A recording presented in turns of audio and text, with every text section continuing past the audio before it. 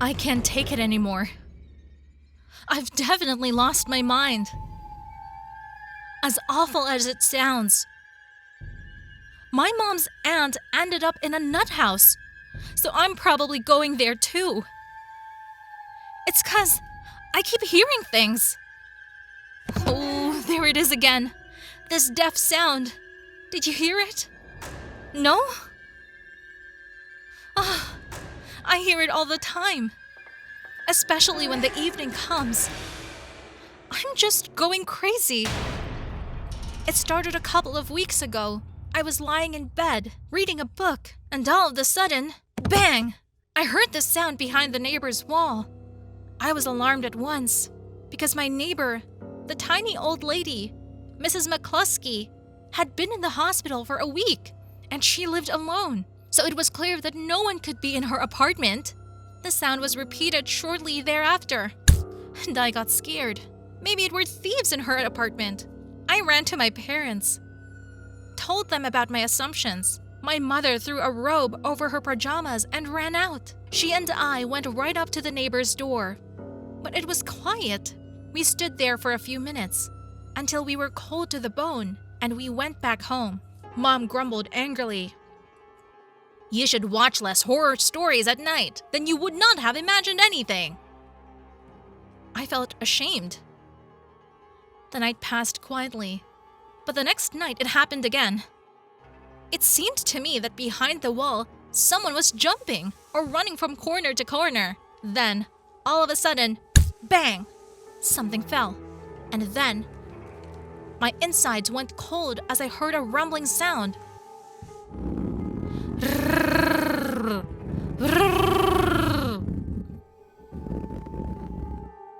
It was moving closer and farther away from the wall, and I was all my ears, afraid to move.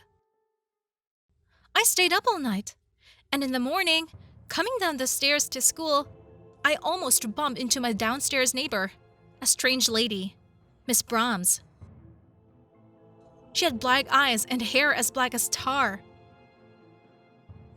and she always looked at me with a strange squint. And I thought I could see the devil's fire in those eyes. Good morning, Kirby, she said to me.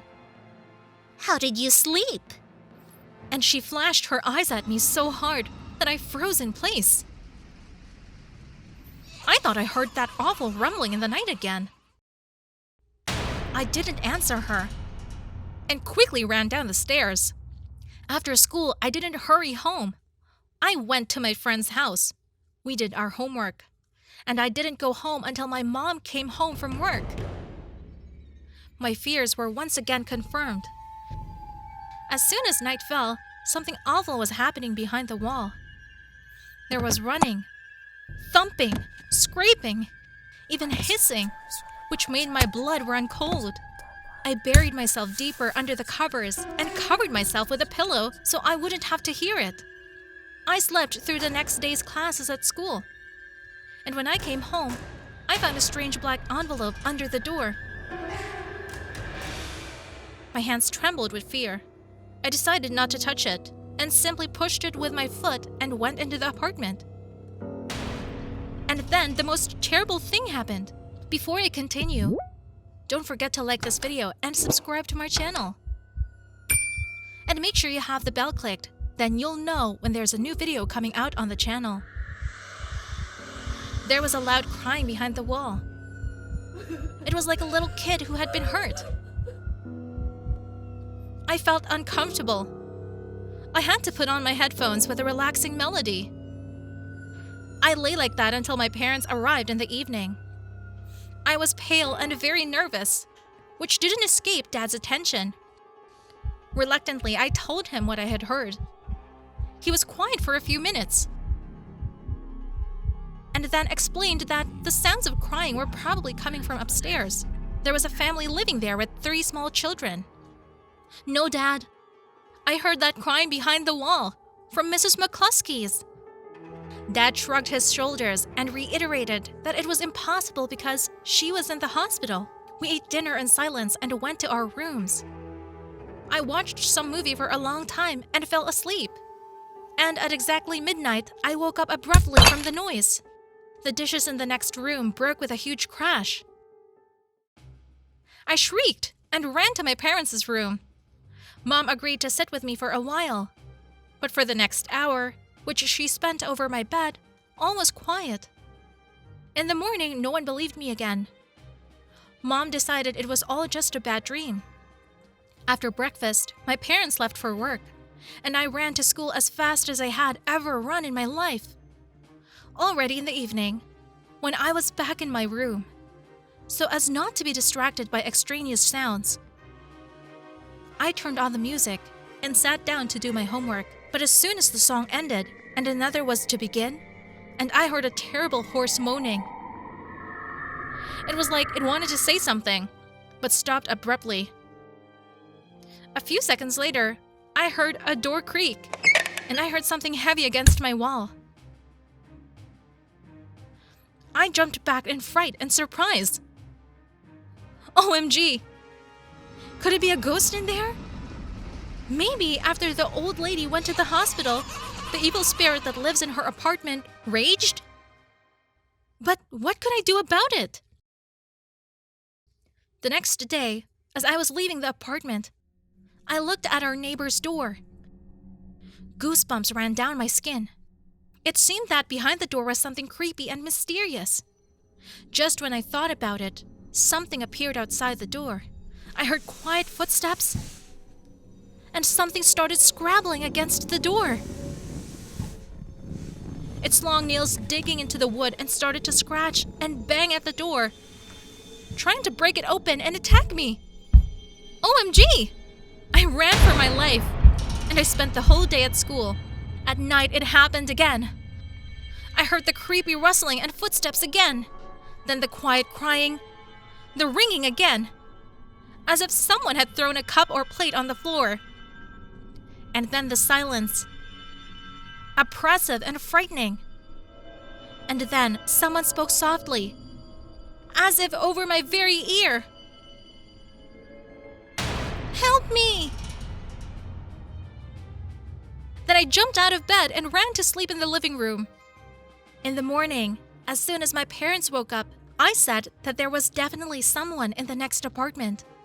Mom nodded her head negatively, but I couldn't take it anymore.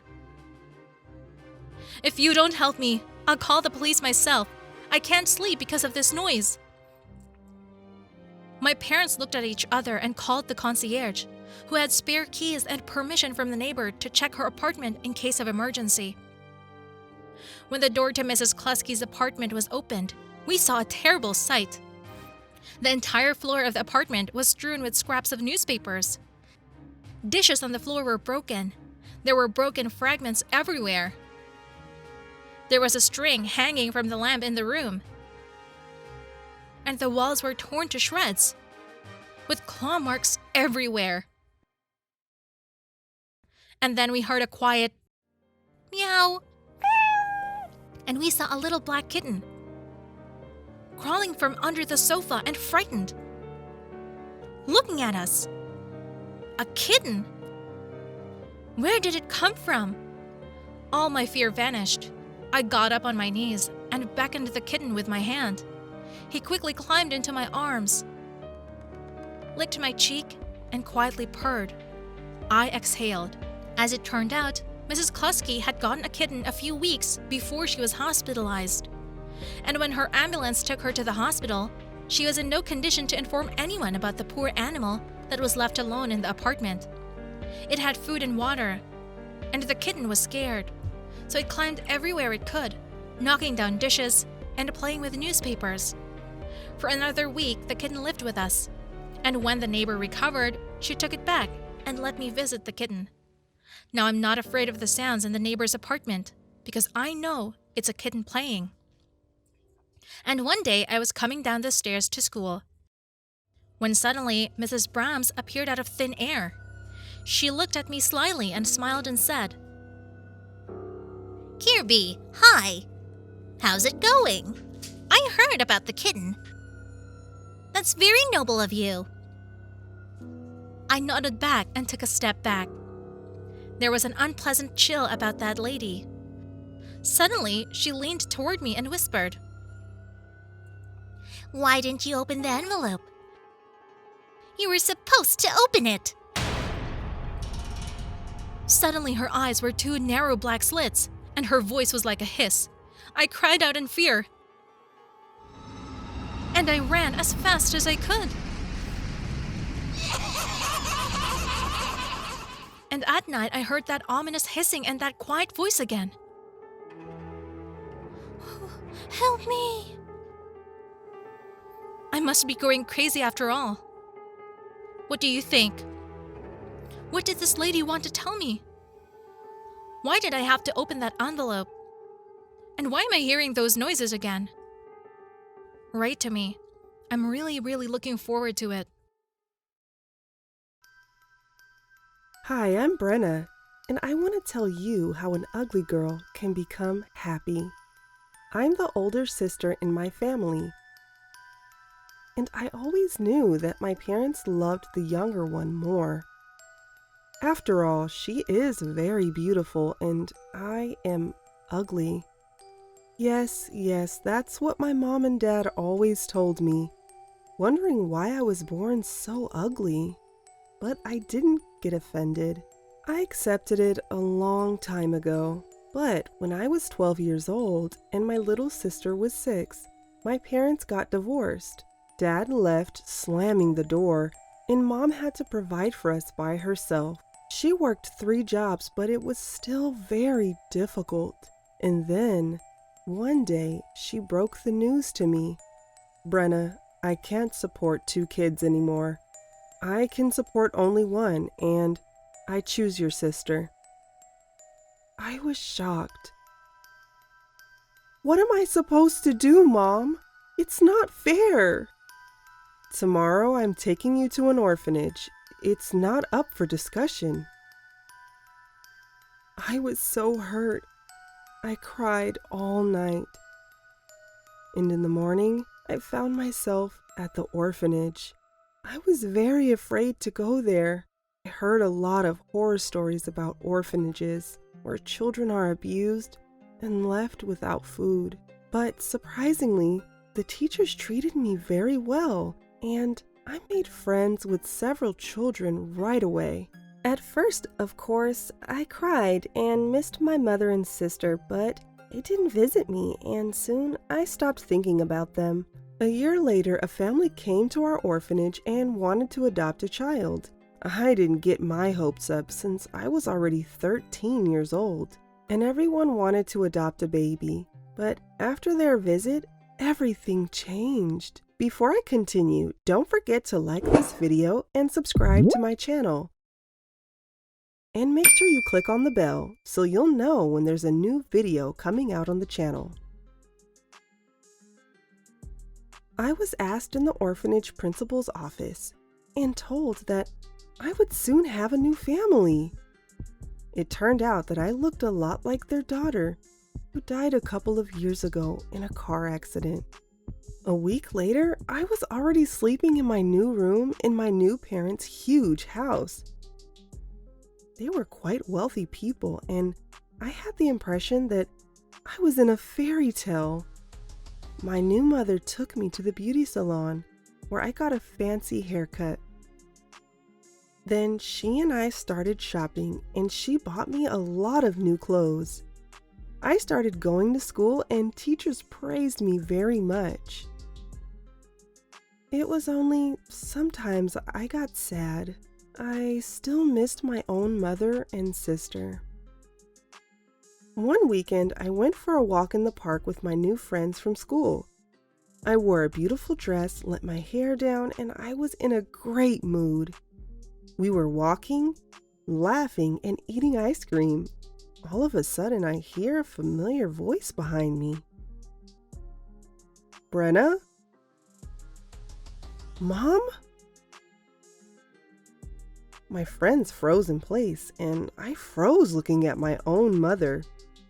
I wanted so badly to run over and hug her, smell her fragrance, but she looked at me like I was a ghost. You're changed. That dress, the hair. Tears were choking me, but I held myself together. I noticed my mother was wearing some worn-out old sneakers. Her temples had turned gray, and there were very dark circles under her eyes. I was adopted, Mom.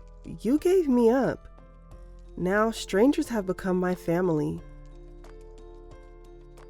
They must be rich people, since you look so chic now. My mother looked at me with a sneer, and I felt very hurt. I realized that she did not miss me all this time. She didn't need me. I hope their money will help you marry well. After all, such ugly girls like you often end alone. Mom hummed and walked away quickly. I saw that she did not look good. I saw that her clothes are stitched and on her arms are swollen veins, apparently from hard work. But her heart was just as cold and cruel. I struggled between pity for my mother and anger for her. I stood there and watched her go. The ice cream melted in my hand and dripped onto the sidewalk, and I didn't know what to do. Should I have called her back and showed her I'm not angry with her? Or should I treat her the way she treated me? What would you have done? Write, please.